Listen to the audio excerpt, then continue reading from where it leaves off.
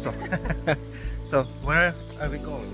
After arriving in Serbia, we rented a car for a few days and decided to have a look at the country outside of Belgrade. The general idea was to see the eastern part this time, drive along the mighty Danube River and explore anything that might seem interesting. Yeah, that's how you check in.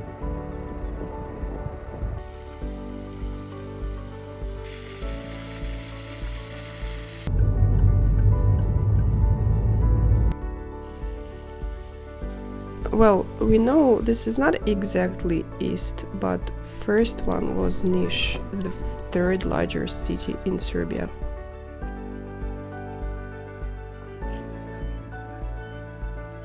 Yesterday, when we arrived at night, it seemed so depressive. For some reason, yeah, dark alleys, they don't use much light here, and during a sunny day, here you see Fortress. the fortress, river, main square, like fountains, I don't know if you can And see. also, we are standing in a bridge and it is wobbly. Oh, yeah. Super sketchy. Yeah, there is a lady singing some Serbian songs. Niš may have been first founded as a Celtic settlement in 3rd century BC. Later, Romans came and several Roman emperors were born in Niš or used it as a residence. So, here in Niš, they have gates. They called, right there. So they called Stumble gates. Yeah. Also, behind us, they have a monument to Tsar Constantine, which was a Roman emperor, born and raised here in Niš. The cool thing about this guy, after him, Istanbul was named back in the time. Yeah. And sounded like Constantinople. Constantinople, yes. So this thing is Istanbul, and also they have next to Intersport, so they have a nightclub called Troy. Oh, thank you very much. Hvala. This is not a paid video, guys. It's not a promotional. These ladies were just nice enough to give it to us. Yeah. In the city center, inside the fortress, there is now a park where they put up what's left from ancient times or what was found during excavations. For about 4 centuries, Niš was under Ottoman rule, and there is a historical mosque at the park which was carefully restored. Fortress walls themselves are pretty cool. Unfortunately, only part of them remain till our days, but you can still take a walk along them and imagine how it could be in the past. I mean, these walls are massive.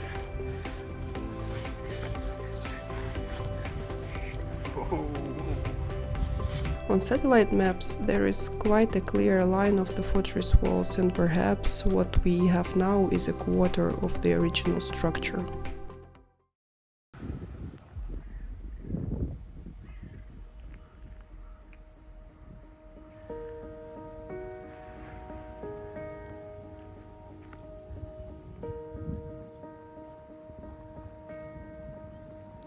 During the Second World War in April 1941, forces of the military coalition of Germany, Italy and Japan invaded the Kingdom of Yugoslavia. They established a concentration camp in Niš known as the Red Cross Camp.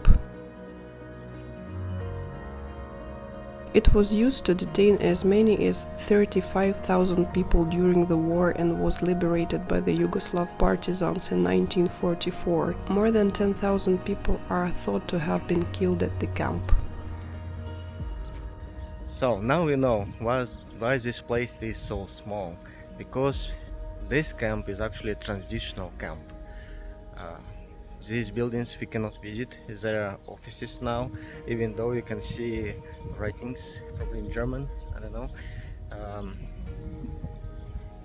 There's a monument over there, and this is the only building we can visit, and this is a museum now.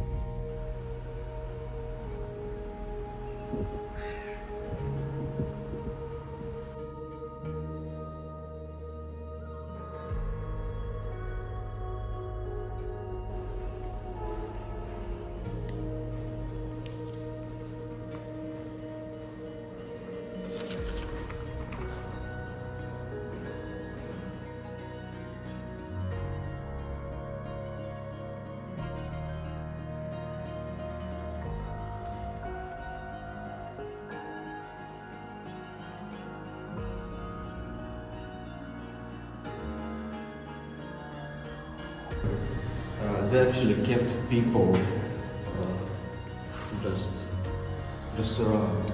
People will sleep here, and they put even some glass on the wall where there's some writing left, right on the wall.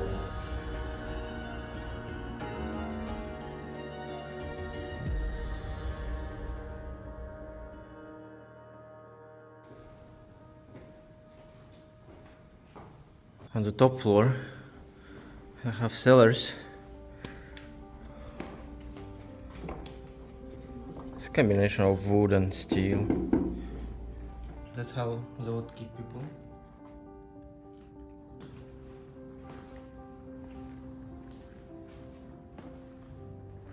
Yeah, that would make sense if they actually had on both sides those cellars. In this cell they have barbed wire, I guess, so you don't lay down.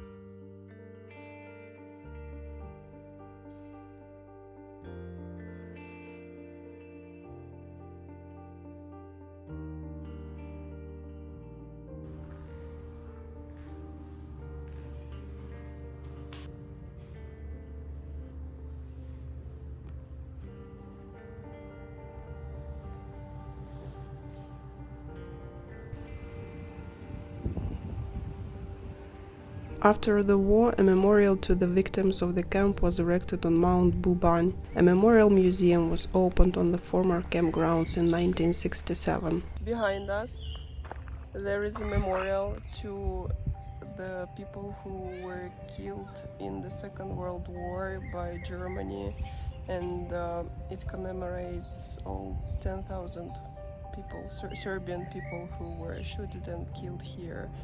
And it is called Three Fists. So as you obviously 3, 1. Yeah, as two, you can see, like three. clenched fists. Yeah. So basically it means strength and being able to resist the invasion, and one is guy's fist, another woman's fist, and the third one is for a kid. Yeah. This was the place where people basically were killed by Nazis. Yeah.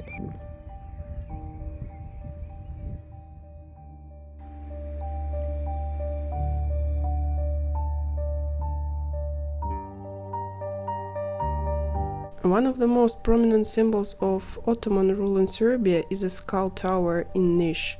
It was constructed by the Ottoman Empire following the Battle of Chegar of May 1809. During the battle, Serbian rebels were surrounded by the Ottomans on Chegar Hill, near Niš. The rebels' commander knew that he and his fighters would be tortured and executed if captured, so he detonated a powder magazine within the rebel entrenchment, killing himself, his subordinates, and the encroaching Ottoman soldiers. The Ottoman governor ordered that a tower be made from the skulls of the fallen rebels. The tower was 4.5 meters high and originally contained 952 skulls embedded on 4 sides in 14 rows.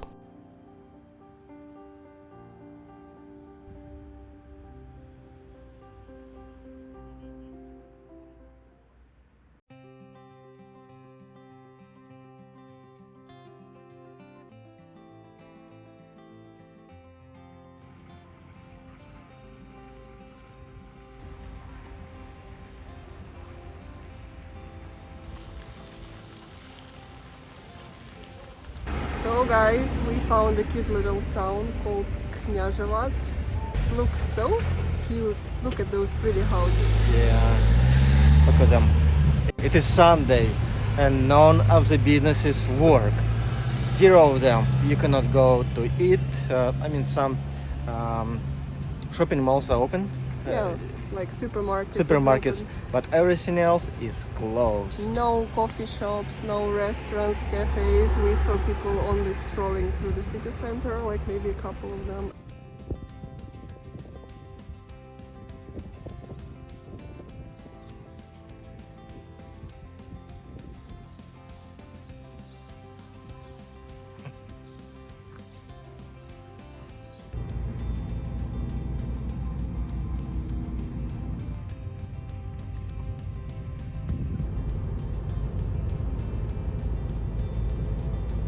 So where are we going? Somewhere to a waterfall. No one knows which one. Like we can hear it, we can hear the river somewhere this way.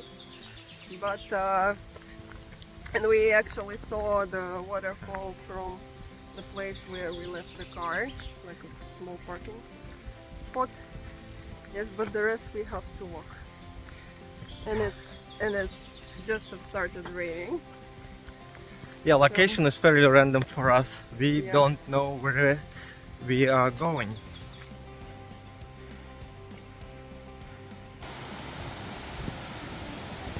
That's the fall.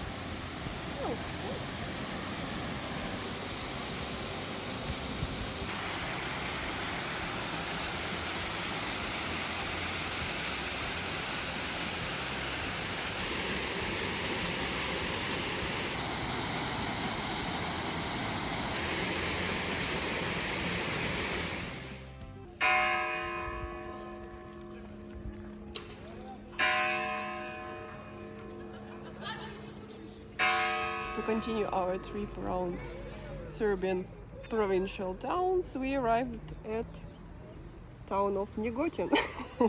Behind us there is a guy, the hero of the uprising against Ottomans, Turks, and on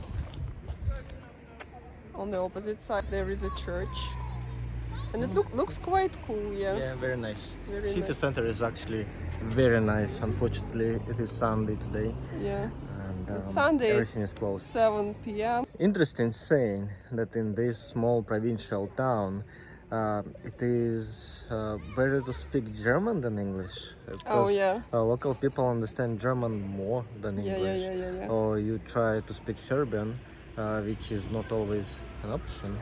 But they love when people try to speak some Serbian, at least tiny bit.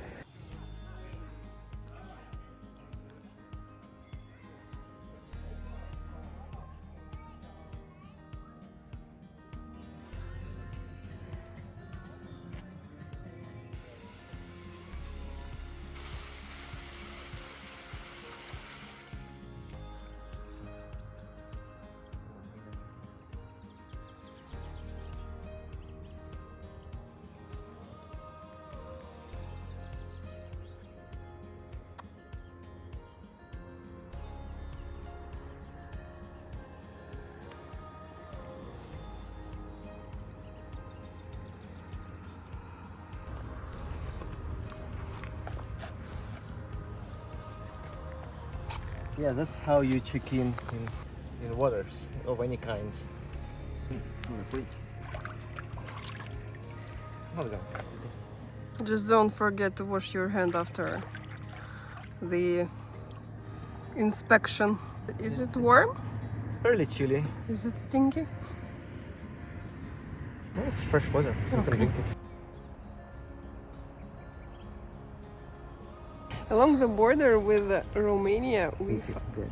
we found a dam right there behind. And you actually can drive over the dam or like that, Yeah. and cross into Romania.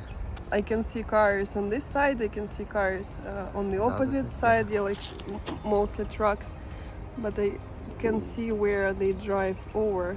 But on Google Maps there is a border crossing point, and there is even a duty-free shop.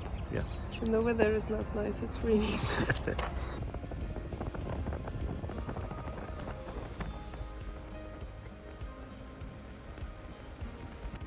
Here in the eastern part of Serbia, a significant part of the Serbian-Romanian border goes through the middle of the Danube River. On the Romanian side, near the city of Orsova, there is a cool rock sculpture of Decebalus, the last king of Dacia kingdom who fought against Roman emperors to preserve the independence of his country, which corresponds to present-day Romania. It is known to be the tallest rock relief in Europe. At the bottom of the rock, slightly to the left, there is a monastery which is believed to have been founded at the beginning of the 11th century. Okay, so we stopped at another viewpoint at the Danube River and we found this thing. If anyone knows what this is or what it could be made for, The size of it. yeah, just tell us. Because it has some drawing, right? Like decoration. Yeah, I can see the sun. Maybe it was like an idea. It's like an earth, you know, like a plant. Yeah. And it's solid, it has no entrance, it's not like, yeah.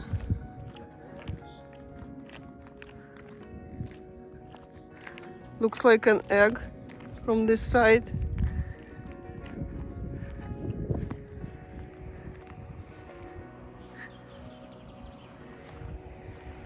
Weird.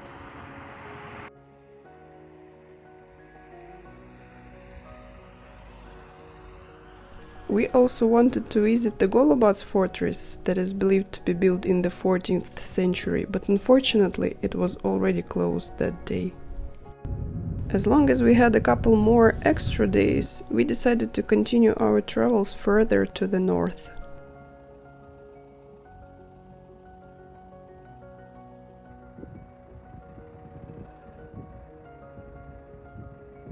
So, this is Serbia, and in the middle of nowhere. Literally nowhere. Just fields around, wheat fields, cornfields. You can find ruins of a Catholic church. Called Araca. No idea. Yeah, let's go. But I like those fields. I don't like the weather. Weather sucks here. It was built in the Kingdom of Hungary in the 13th century and then went through a series of hardships through its history, was destroyed or burned down multiple times and reconstructed over and over again. Eventually, about 50 years ago, it was placed under state protection and some restoration conservation works were made. Now it's mostly occupied by pigeons.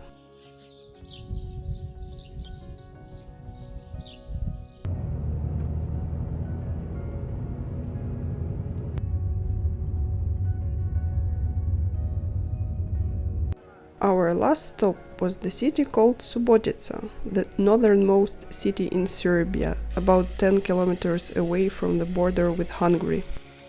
The city is definitely worth visiting. Nice, cozy, has plenty of impressive architecture, walking space as well as rest spots in the shade and beside refreshing fountains.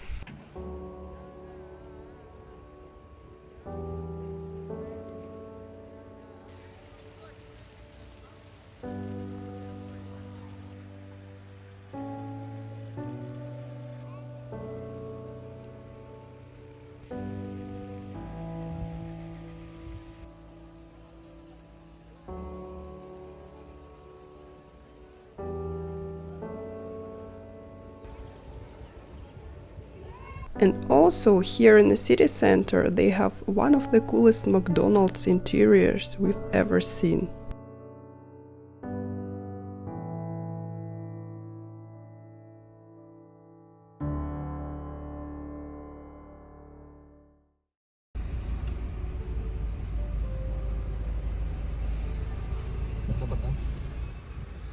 This is our travel summary of the eastern part of the country.